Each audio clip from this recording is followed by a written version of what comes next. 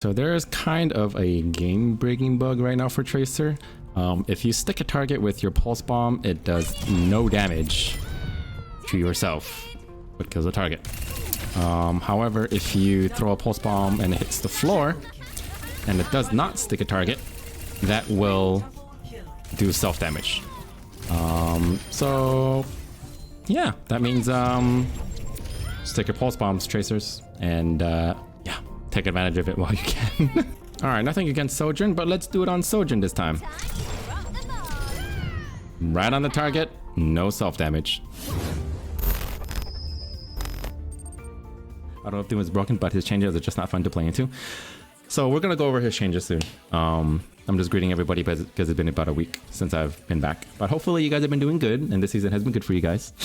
I did do a few death matches here and there and play Tracer, and it's really good. It just feels good to be back. It's good to be back at 6 damage. The range damage, the range nerf, or I guess the bug.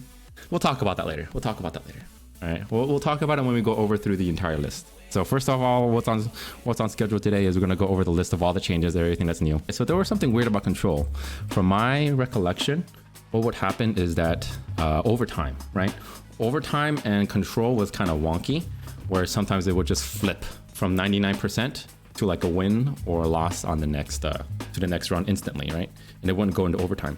So we'll see what they said about this, saying that they said there was a bug apparently, but from the way that this looks, whenever a point is captured, the team losing control of the point counts as having contested the point for the purposes of overtime, even if they were not present.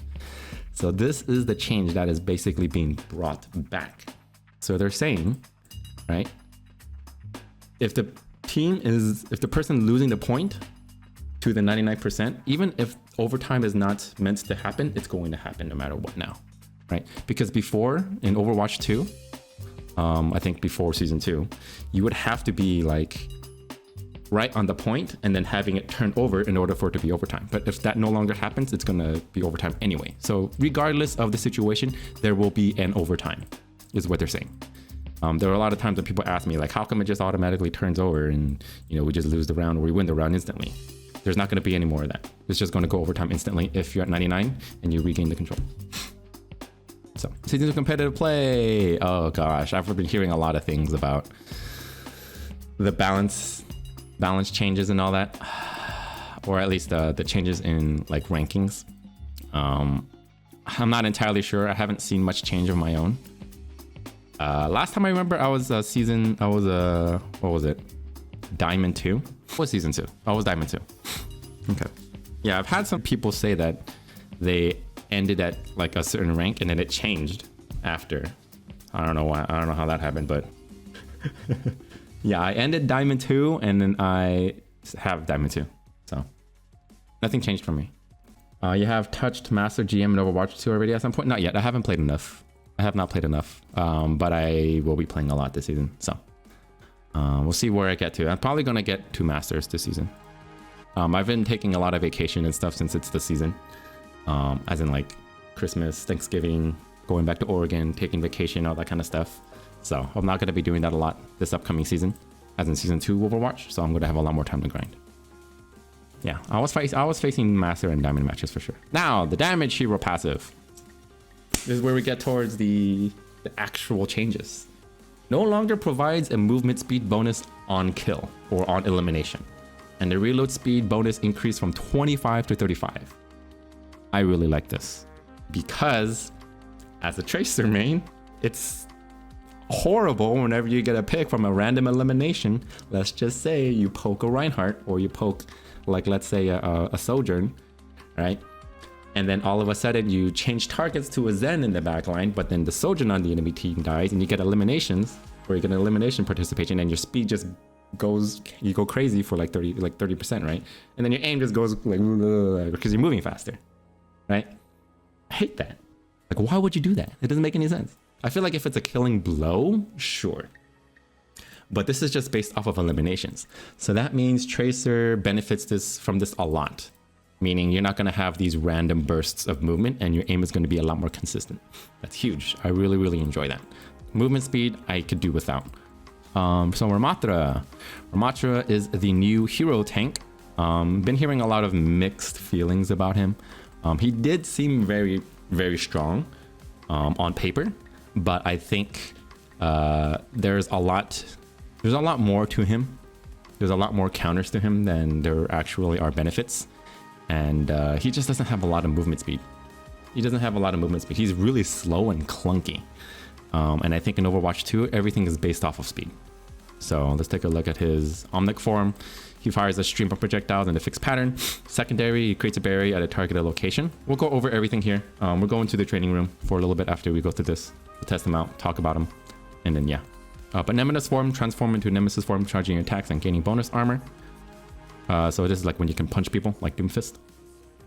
Pummel, primary punch forward, creating a wave of piercing energy with every swing. Secondary significantly reduces damage taken from the front and reduces movement speed. So that's kind of like the power block from Doomfist. And also the punch forward is kind of like Doomfist punch, but it pierces people, pierces through shields, which is interesting.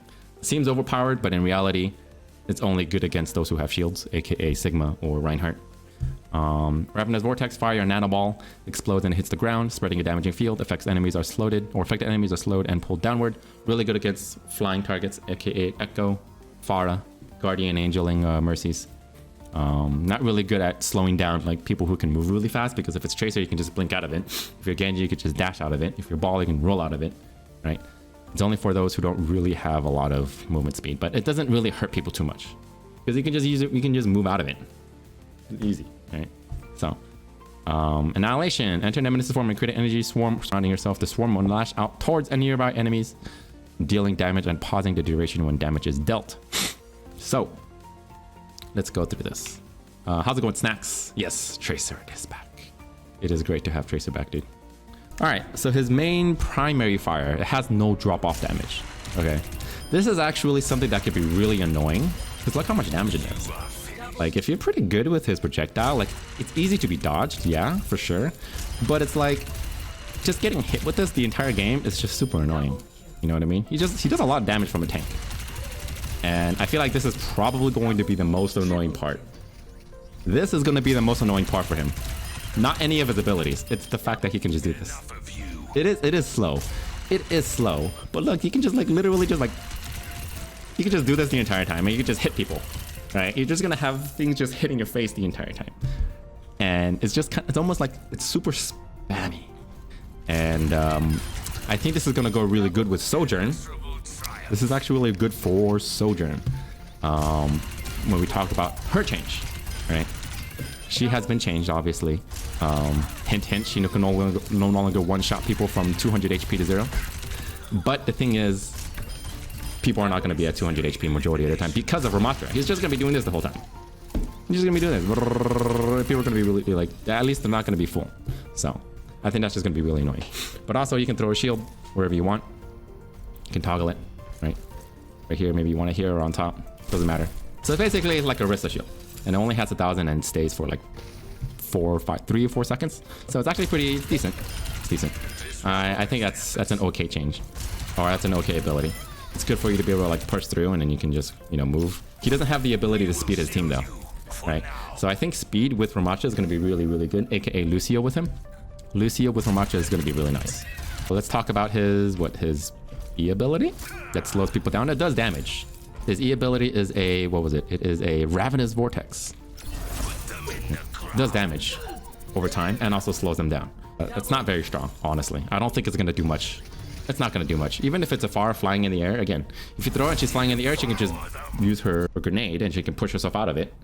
Right? And it seems cool, but it's not going to do much.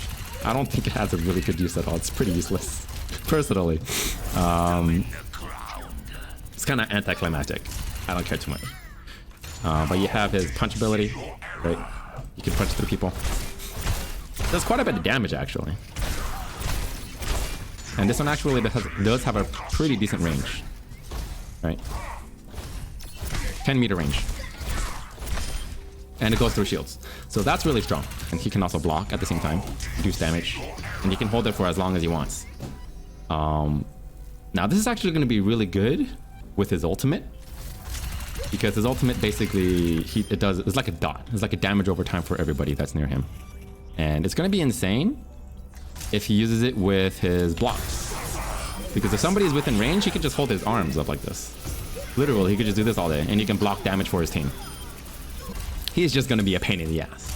Personally. I feel like he's just gonna be a pain in the ass. But with Doomfist, look at all this, guys. Whew. Look at all this. Look at all this. All these changes. All right. So, Rocket Punch. Let's look at this DF guy. All right, Rocket Punch. Impact damage range increased from 15 to 30 to 25 to 50 damage. So Rocket Punch, basically, it can do 25 to 50 damage now from 15 to 30. That's about a 66% increase in damage. Damage range is reduced from 20 to 40 to 10 to 30. So it's the punch where it hits them in the wall, right? So basically, they increase the damage of Rocket Punch by itself, but they reduce the amount of damage it does when it comes on the impact. But now you don't need the impact to have a charge in order for it to stun. So basically, the amount of stunning is the same. The amount of stunning is the same if it hits the wall. But now you can just punch more often. You can basically punch. Yeah, you will be punching like constantly. It also means that he has the ability to get in and get out faster. Right? Now it's just gonna be punch, punch, punch, punch, punch, punch, punch, punch, punch, punch, punch, punch, punch, punch, punch, punch, punch. Yeah, it should be like Doom Punch or Punch Fist. Power block. Cooldown reduced from 8 to 7. Duration increased from 2 to 2.5. So you can power block more often, and also you can power block for longer. Minimum damage mitigated required to empower Rocket Punch reduced from 90 to 80. So now it's only 80 damage to charge for a full Rocket Punch. And also you can charge it, you can power block more often, and it lasts longer. So this feels like the Zarya. It feels like Zarya now, right? Zarya's bubble was 2, now they got it increased from 2.5, then they nerfed it back to 2. But the thing is, power block, you can still sleep him. You can still sleep Doomfist, you can still CC Doomfist, you can still hook Doomfist while he is power blocking, right? So I don't know how... Power blocking is still going to be kind of weird for him, personally. Meteor Strike now empowers Rocket Punch on landing. Enemy slow duration increased from 2 to 3. Enemy slow doesn't really matter too much, personally. But the fact that now it empowers Rocket Punch on landing is very strong. This is very strong. Super, super, super, super, super strong. Because what you would normally do is you would empower punch. You would punch in, whether or not you get a pick or not. And then you would, you know, maybe use your slam ability to maybe get a different, better angle.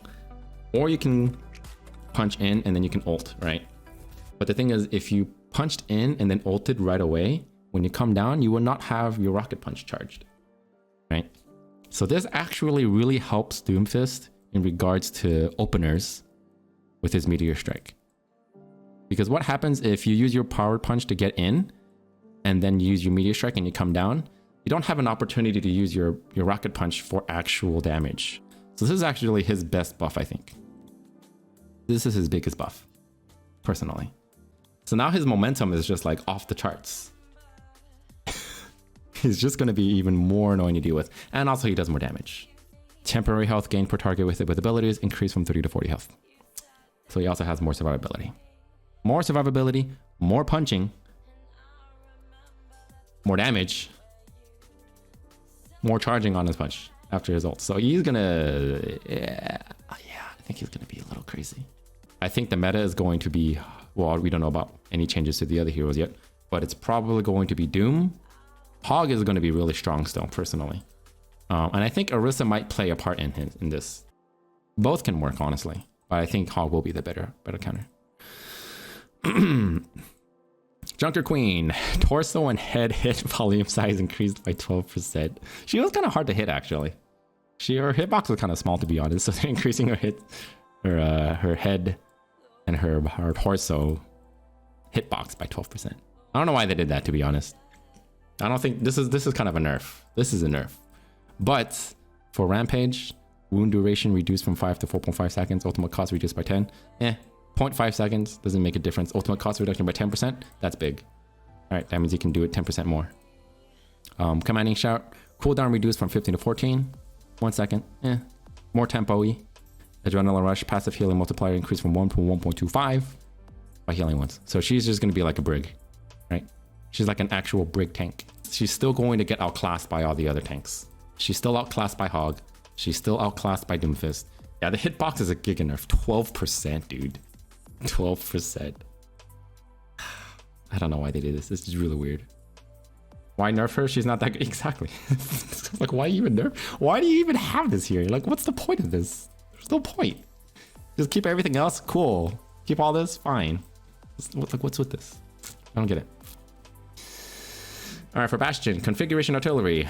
Intent for Bastion's ultimate is that enemy players can survive it if they are quick to react to the damaging impact areas. However, it ended up being too easy to avoid the damaged areas entirely.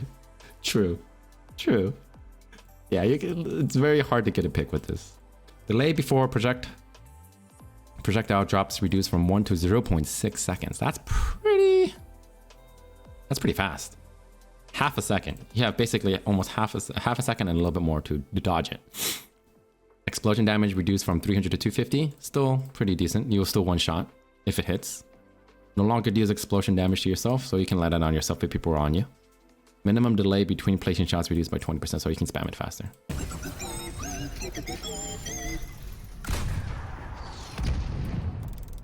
One. Yeah, I'll have to see it from somebody else's point of view. It's different from the enemy perspective. You see it longer than the enemy does, I believe? Okay. I sure hope so. Because that still looks pretty damn slow to me. Alright, so I think it's a good change for Bastion. Good change for Bastion. Not bad. He needed a buff. Sojourn, the meaty. The one that everybody has been waiting for to get a nerf. So, energy delay before draining reduced from 8 to 5 seconds, meaning she can no longer hold her railgun charge for 8 seconds. She can only hold it for 5 seconds. She has to nut in 5 seconds versus 8. So, a good change.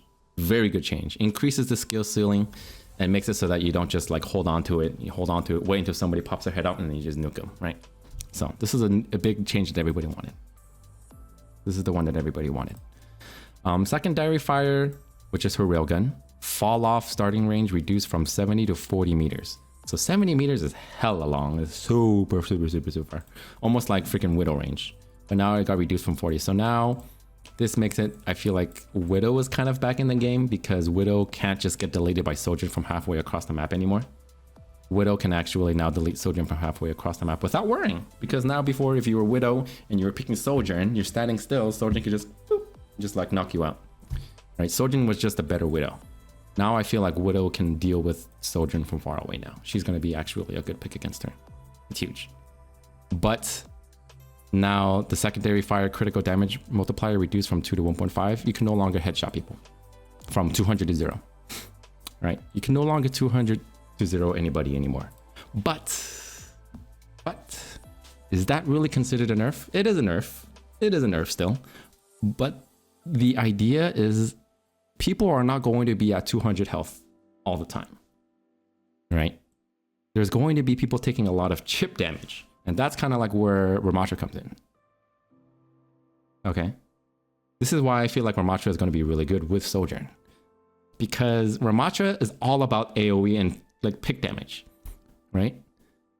When he uses his Ravenous Vortex, it does chip damage. It doesn't do a lot. It kind of just chips people like very, very, very, very, very, very slowly. Right? And Annihilation does the same thing. Very, very, very slowly. With a little damage here and there. And also his weapon, he just spam it at everybody. People are going to take like 5 damage here and there, 10 damage here and there. And that's where Sojourn comes in. I feel like if Sojourn is played, if you have a good Sojourn and you have a good Ramattra, you guys can pop off like crazy.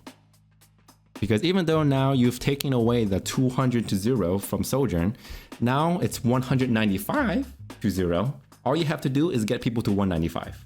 And then now Sojourn is basically back to where she was before this nerf. Right?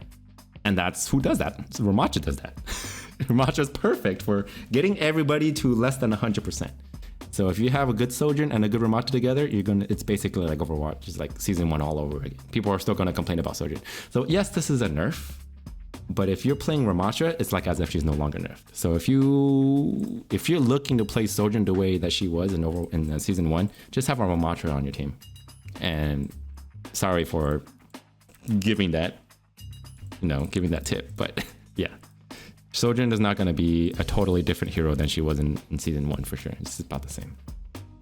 Or Mercy. Yeah, but the thing is with Mercy, Mercy's always been there, right? Mercy's always been there. If you damage boost a Mercy or Sojourn, like she can still get her railgun shots. Either way.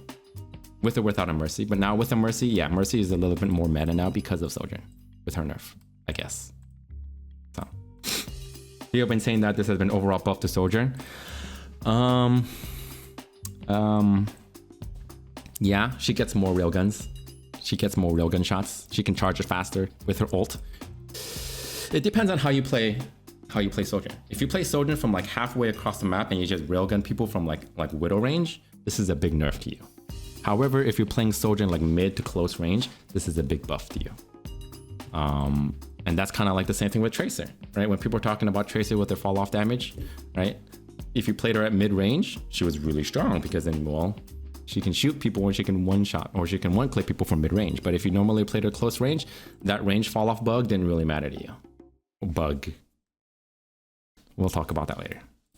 They got rid of Sniper Sojourn, which was really annoying to deal with, but they buffed melee and close mid range Sojourn, which is also still annoying. That's about Sojourn. Again, Sojourn, she's still probably going to be meta. She's still going to be meta if you play Ramattra. Both together, it's going to be insane. All right, so Symmetra. Beam charge rate and decay rate increased by 20%. Primary fire consumption rate increased from 7 to 10. So that means she consumes her ammo faster. She goes through it faster, but she charges faster and also it decays faster. And now primary gains ammo from damaging barriers. Again, the thing is there were not that many barriers in the game. But I mean, if there's Monkey, right? She's going to be stronger against Monkey and she's going to be stronger against Reinhardt. Before she was actually pretty weak against Monkey because you will not be able to gain ammo from damaging barriers. And Monkey kind of just gets in, gets out, dances with the bubble, and then Symmetra just has to reload all the time. So for right now with this again, I think Monkey's going to be weaker against Symmetra, and Symmetra's going to be back in the game again. Because Monkey's been played a lot. But this is definitely going to make her a pick in like King of the Hill again. I need to think map pulls. Yes, map pulls need to go. Map pulls need to go. I don't like map pulls. I want all the maps to be in the game all the time. Doesn't make sense for it to be. I don't think the maps determine whether the season is different from the other. I think the play style as well as the team comps determine more about the season. When you think about it, what was season 1 in Overwatch 1 like? What was season 2 in Overwatch like? Well, it was fully dive. The one is like, oh yeah, I remember it was Hanamura or it was King's Row. No, nobody ever thinks about that. Everybody's like, oh yeah, dive. What was season 3? Season 3, triple tank. Triple tank was involved, right? What did anybody think about maps? No. No one thinks about maps. Who the hell thinks about maps? What was the last time somebody thought, oh yeah, what was season 8 like? Oh yeah, it was Horizon. Paris. Nobody says that. Season 9, what was it? Brigitte. Goats. Literally. Literally. All right, now we got into the biggest buff. Tracer. We balanced Tracer's damage in a previous patch due to an undiscovered bug regarding her pulse pistol's fall-off damage. The bug is resolved, so we are reverting the damage. Damage increased from 5 to 6. Her damage was reduced from 6 to 5 at the beginning of Overwatch 2. When Overwatch 2 was in closed beta, she had 5 damage. They're saying that the fall-off damage bug has been in the game forever in Overwatch 2. So when people are saying that it was a stealth buff, as far as I know, that means that didn't exist. At least that's what I'm saying. Based off of what they're saying here is that the pulse pistol's fall-off damage has been there since Overwatch 2. At least according to what Blizzard is saying, they're saying that those people lied. Whether or not that's true, I don't know. But someone's lying. Someone's lying. Somebody is. Whether it's Blizzard or whether it's people posting that it was a stealth buff, somebody is lying. Whoever. Okay. So somebody asked me earlier, what's Tracer's role? She was very team dependent. She was very team dependent in season 1 because again, there was so much healing going on, so many people peeling for each other. Like you didn't need a tank to peel for supports anymore. Supports could peel for themselves. Like just think about Kiriko. She can literally just run away, or she can teleport to somebody and she can peel for them instantly. So now the idea of being able to like pick people off with 5 damage per bullet was very, very hard. It was really hard for you to actually do anything in the backline as Tracer alone. She was kind of more of the follow-up support DPS. This is why I said earlier, she was more of a support backup DPS, where if somebody is going in on somebody, Tracer comes in and finishes them off. You can't really, in season 1, you were not able to kind of just go into the backline alone and just delete people. But now you can. Now you can. What does that also mean? You get more ult charge. They didn't change the amount that it costs to gain pulse bomb. So you will be charging pulse bomb 20% faster. You got to think about that. You don't just do more damage, you charge pulse bomb faster. So you're gonna have more bombs, more damage. Tracer's gonna be insane. Tracer's gonna be insane. So the reason why I feel like they nerfed her from 6 to 5, it wasn't because of the undiscovered bug. I thought it was more like because of the fact, hey, you have 5 people on a team, 1 less tank to peel, supports have to peel for themselves, let's give support a fighting chance. So we'll take her damage from 6 to 5. I thought that was the reason. But now it's like, nope, that wasn't the reason. Okay, well, 5 to 6. All right, well, good luck, supports. Good luck. I feel like she's going to be back to where she was before, and you're going to see a lot more Tracer. So, yeah, supports. Yeah, good luck. Sorry. I'm going to be in your backline. Yeah. And I think this is also why, probably why Anna got, her sleep dart reduced cooldown from 15 to 14 seconds. That's probably why, so she can fend off these Tracers. But it's not going to do much. It's not going to do much. Yeah. Tracer is so hard to play. Yeah, she's not easy to play, but it's just like if you had a lot of experience playing Tracer, and then you got your damage reduced by 16%, it didn't feel good. You feel like you can't do anything. You just feel like, oh, okay, well, I'm just poking. So, this is going to be fun. This is going to be a good season, guys. This is going to be a good season. This is why I'm going to be playing Tracer a lot more. Screw Sojourn. I don't care about Sojourn. Just kill her. Now I can 1v1 her as Tracer more easily. Well, I don't know. She is going to have her railgun a lot more often, but we'll see. We'll see. Kiriko. Yeah. Arm hit volumes reduced by 15%. So now she went from Omega Flex to a 15% damage, 15% less. So now she has little arms. She's got tiny arms. What happens was that if she looked straight up or something, she would be able to block headshots with her arm. Yeah, now she can, no, it's not as easy. Kitsune Rush, ultimate cost increased by 10%, much needed. I feel like Kitsune ult was like every single fight, or every other fight, that's too much. Movement speed reduced from 550 to 30, yeah, that's okay. But the biggest thing, cooldown rate reduced from 3 to 2 times faster. That's a 50% reduction in effectiveness. So now instead of 3 times faster, it is 2 times faster, meaning she can't Suzu as much anymore. And basically her team, can't utilize the abilities as much. So basically your cooldowns are not going to be as fast. They're not going to reload as fast. They'll be twice as fast instead of 3 times as fast. So that's basically the simple math. Production Suzu cast time reduced from 0.15 to 0.1 seconds. I'm assuming it just comes out faster. Cool. Kunai ammo increase from 12 to 5. That means more kunais. That means there's more spam. I guess. I think they need to reduce her damage. She just does too much damage still as a support. She can 2-shot support. She can 2-shot a 200 HP target. Yes, it takes skill. It takes skill, right? But if you're just like shooting at head level, you're gonna hit 2 people sometimes. Sometimes you're just gonna get those headshots. So I still think she does too much damage for a support. To be spammy, as a spammy support. So, Swift Step. Ability input can now be held to activate. What this means is that you can hold down her ability. You can hold down Swift Step, and if somebody comes into view, you will automatically Swift Step. I thought it was like you can hold down, and you can select that person to hold down your Swift Step, and then look away, shoot, and then you let go, then it teleports to them whether or not you're looking at them. I thought that's what it was. I was like, dude, that's freaking rigged. That's OP. Right? Imagine you can just hold shift on this target, look away, do whatever you want to do, and then if somebody jumps on you, I need to just Swift Step, you just let go of it, and then it will teleport to whoever you were, Swift stepping originally to. I thought that's what it was. That would be an interesting interaction, but I think it'd be really strong. But that's not it. That's not it. This is basically you can hold down shift. I'm holding it down right now. What's up? And if I go through, if I scan anybody, this is for like panic shift. Okay. So basically, if you don't have to like focus a target and then press shift. So you don't, it doesn't require, I guess it doesn't require aim anymore. It doesn't require aim. It's just more panicky. It's like, oh, somebody's on me. I can swift that to anybody. I guess. It reduces the skill ceiling of Kiriko even more. So You take a lot of damage, huh? it's like, yeah, I know my team is to my left. Yeah. Exactly. No more spam shift clicking. You can't just go like spam, spam, spam, spam, spam. You don't have to do that anymore. Just hold it down. Hold it down and you can spin around as much as you want if you want to get away from somebody. I'm here. Right. So I am mad they nerfed Genji to bring him back to Tracer level and then buffed her back to her old level.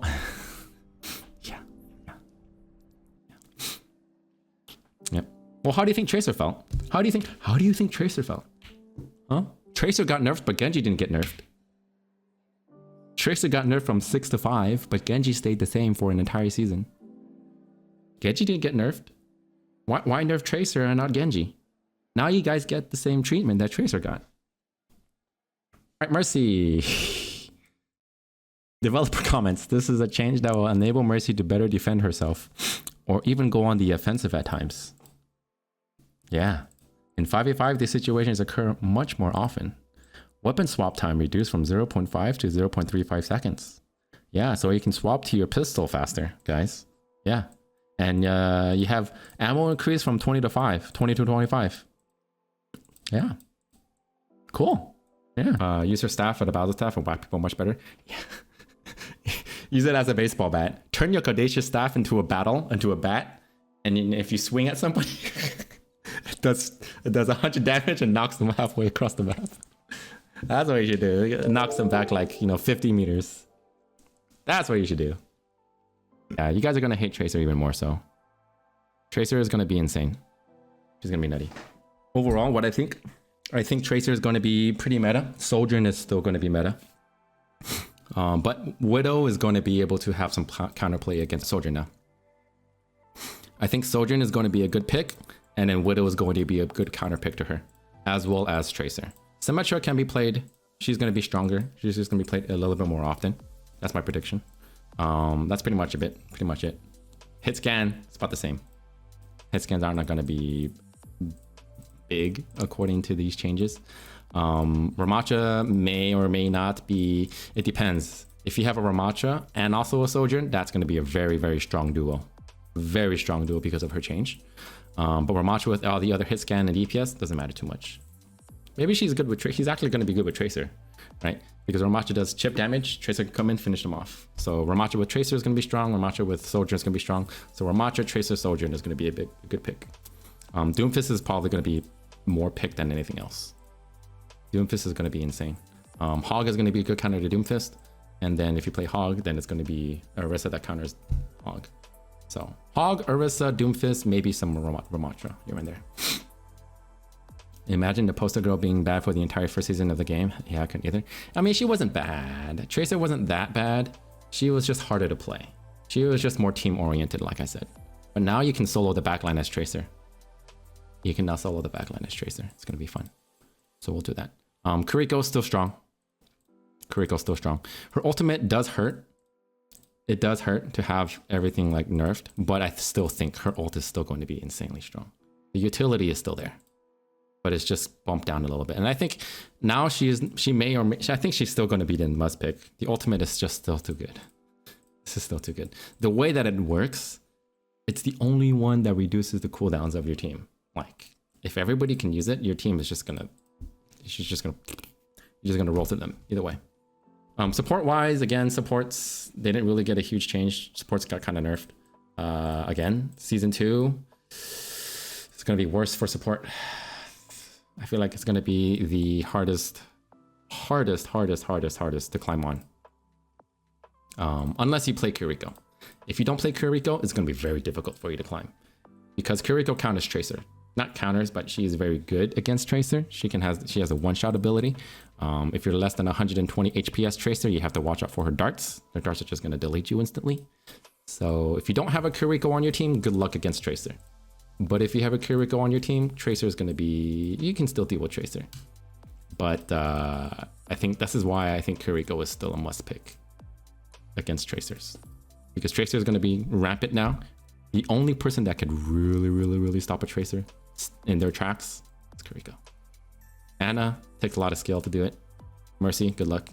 Zen, you just die. Bap, I mean, it's the same. Yeah. Support's going to be really rough this season. Sorry, guys. But that's it. So what do you guys think? What do you guys think about the changes? Let me know.